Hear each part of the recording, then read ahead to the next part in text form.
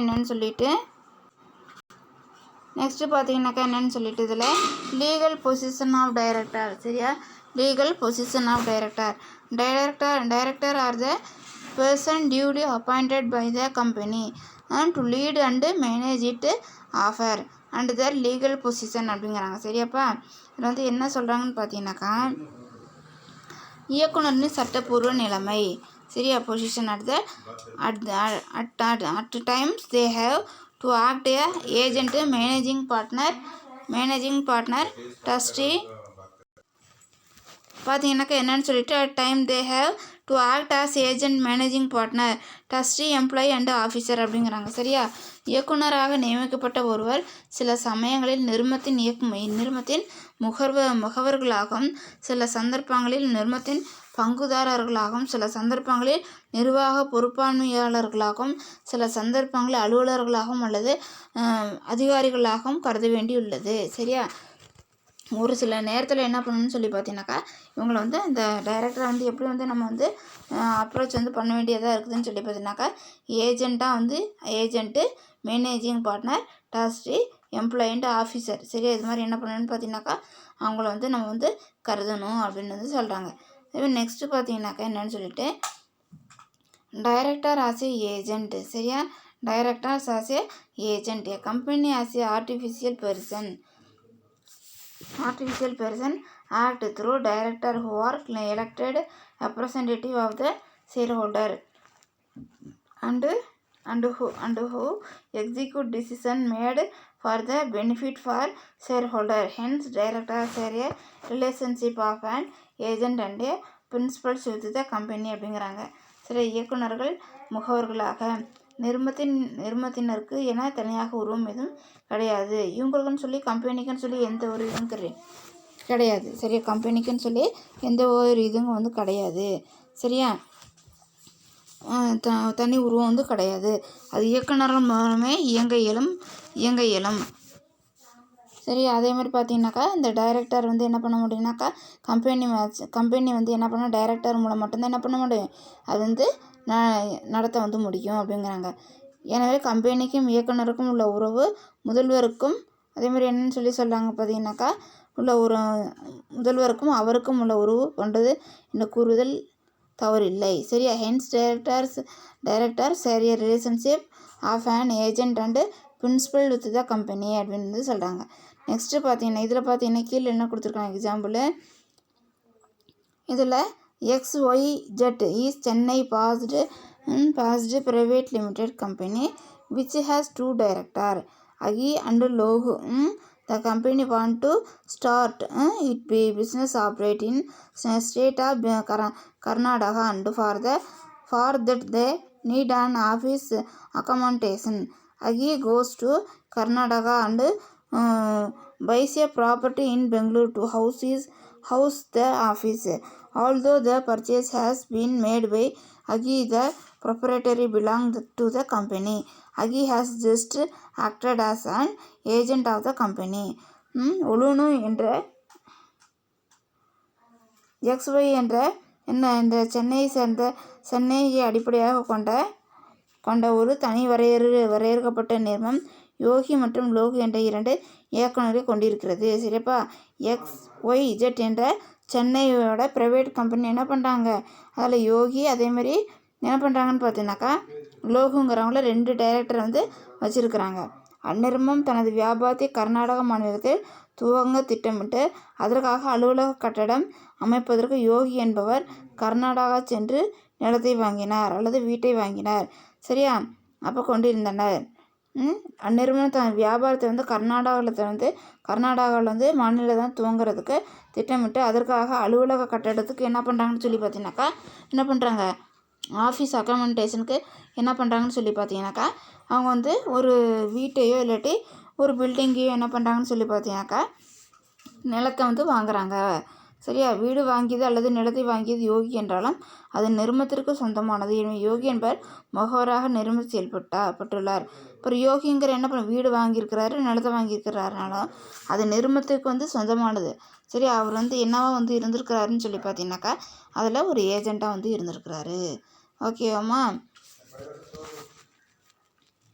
அதே மாதிரி பார்த்தீங்கன்னாக்கா இங்கே வந்துட்டு director are appoint to lead the company in relation to third parties. They can enjoy the right and privileges of an agent. There is no personal liability of an contract entered by them if it is within the power stated in the memorandum and articles of the company. If it is not so, they have personal liability அப்படிங்கிறாங்க. நிறுவனத்தின் சார்பில் ஒப்பந்தங்களில் ஈடுபடும் பொழுது இயக்குநர்கள் கம்பெனியின் முகவராக செயல்படுவார்கள். சரியா? நிறுவனத்தினோட சார்பில் வந்து ஒப்பந்தங்கள் வந்து என்ன பண்ணுறாங்க, அவங்க வந்து ஈடுபடும் போது என்ன வந்து பண்ணுவாங்க, நிறுவனத்து சார்பில் ஒப்பந்தங்களில் கான்ட்ராக்டில் வந்து என்ன பண்ணுறாங்கன்னு பார்த்தீங்கன்னாக்கா, இதில் வந்துட்டு செயல் வந்து அவங்க வந்து என்ன பண்ணுறாங்க, ஈடுபடுறாங்கனாக்கா கம்பெனி முகவராக வந்து செயல்படுறாங்க அப்படிங்கிறாங்க.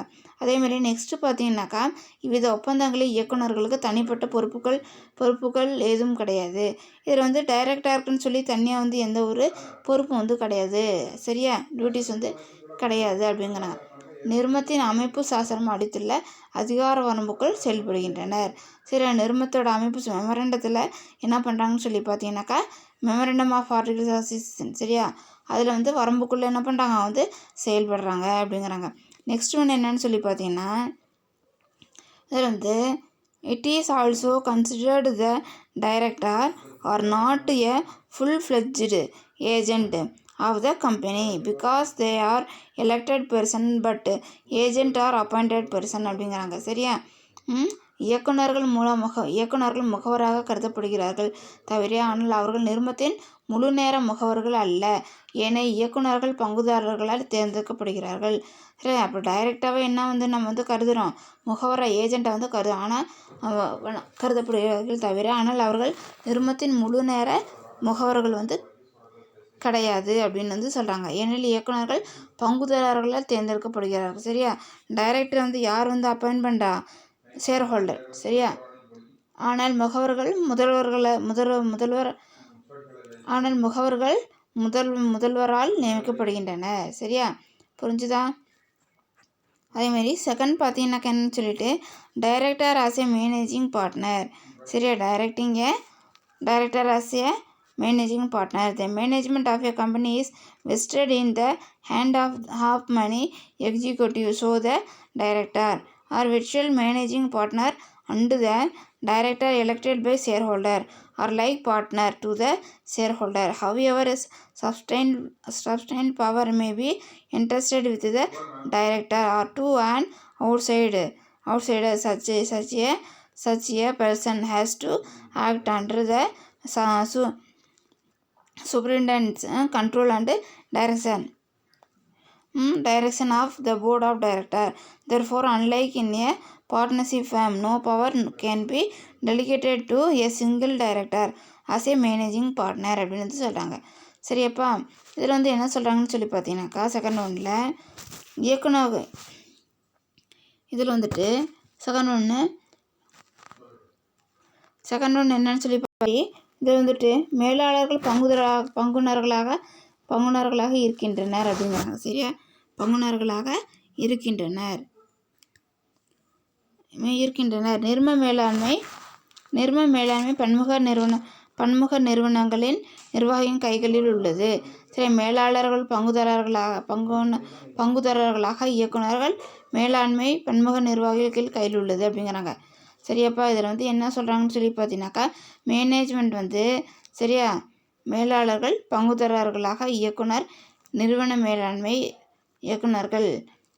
மேலாண்மை பன்முக நிர்வாகிகளின் கையில் உள்ளது.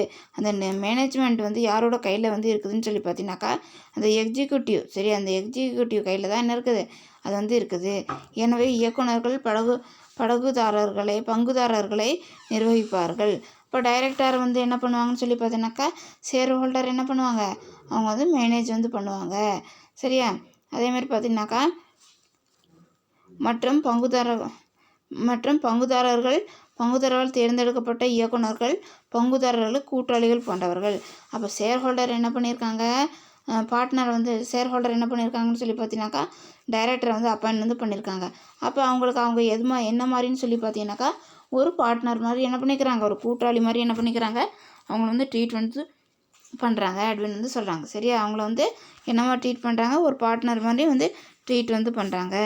சரியா, அதே மாதிரி எக்ஸாம்பிள் பார்த்தீங்கன்னாக்கா, example the same company due to negligence of it director fail to pay sales tax to the government. The government files a case agent against the director for the recovery of tax payable by the company as the fault is that of the director. They are personally liable for the payment of the tax அப்படிங்கிறாங்க. அதேமாதிரி உதாரணம் ஒன்றில் சொல்லப்பட்ட நிறுவனத்தில் இயக்குனர் தன்னுடைய கவனம் குறைபாட்டின் காரணமாக அரசுக்கு செலுத்த வேண்டிய விற்பனை வரியை செலுத்த தவறிவிட்டார். சரியா, உதாரணம் வந்து என்ன பண்ணுறாங்கன்னு சொல்லி பார்த்தீங்கன்னாக்கா, ஒரு டைரக்டர் வந்து இருக்கிறாங்க. சரியா, அவங்க என்ன பண்ணி தன்னோட குறைவு காரணமாக என்ன பண்ணிட்டாங்க, அரசுக்கு செலுத்த வேண்டிய விற்பனை வரி வந்து சேல்ஸ் டேக்ஸ் வந்து என்ன பண்ண வந்து செலுத்த வந்து தவறிட்டார். இந்நிலையில் அரசு அவர் மீது வரியை வசூல் செய்ய வழக்கு தொடங்குகிறது. அப்போ அந்த சுச்சுவேஷனில் கவர்மெண்ட் என்ன பண்ணுறாங்க, அவர்கிட்ட வந்து வரியை வந்து வாங்குறதுக்கு வழக்கு வந்து கேஸ் வந்து போடுறாங்க. சரியா, ஏனென்றால் இதற்கு அந்த இயக்குனர் தனி பொறுப்பு ஏற்க வேண்டும். அதுக்கு வந்து பொறுப்பு வந்து யார் வந்து ஏற்றுக்கணும், அந்த இயக்குனர் தான் வந்து ஏற்றுக்கணும். ஏனெனில் இது அவரின் பொறுப்பற்ற செயலால் அல்லது கவனக்குறைவால் நிகழ்ந்தது ஆகும். ஏன்னு சொல்லி பார்த்தீங்கன்னாக்கா, அவரோட கவனக்குறைவால் அவர் பொறுப்பற்ற தன்மையால் என்ன இருக்குது, இது வந்து நடந்திருக்குது அப்படின்னு சொல்கிறாங்க. சரியாப்பா, அதேமாதிரி நெக்ஸ்ட்டு பார்த்தீங்கன்னாக்கா என்னன்னு சொல்லிட்டு